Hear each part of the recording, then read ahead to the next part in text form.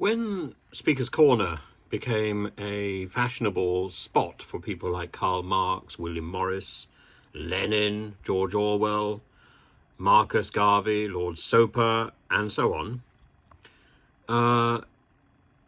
it fell under the rubric from an 1872 Parliament Act that the right to hold public meetings was controlled by the royal parks and was allowed, but the royal parks could say what happens at those at those gatherings, and one of the things that it prohibits is acts of worship or religious observances, excluding the acts of remembrance for the regimental memorials which take place in the parks and have taken place ever since the First World War.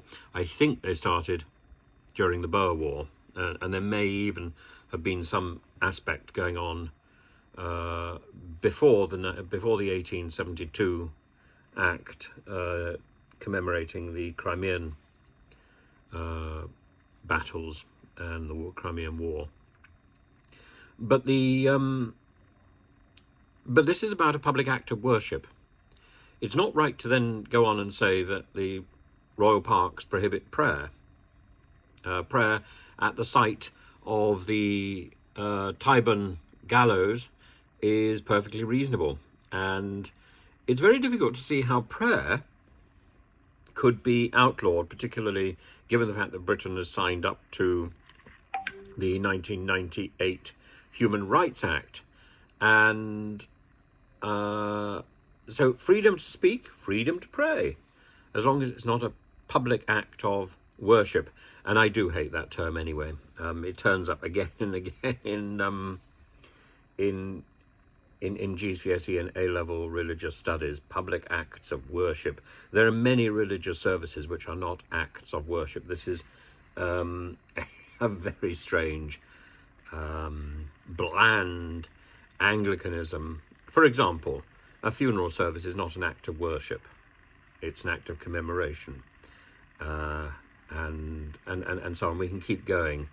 The attempt to see all religions as interchangeable is a misnomer, and what we should be doing is celebrating the spirit of difference and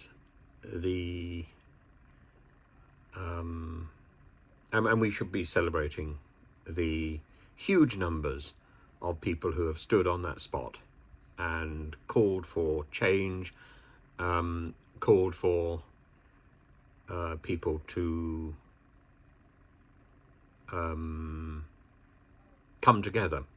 Now, if there are therefore acts of worship in Speaker's Corner, these are specifically prohibited in the royal parks, but I think may not necessarily be a bad thing.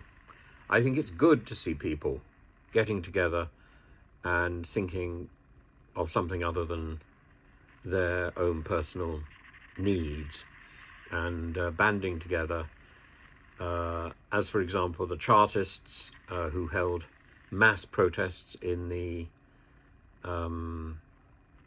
parks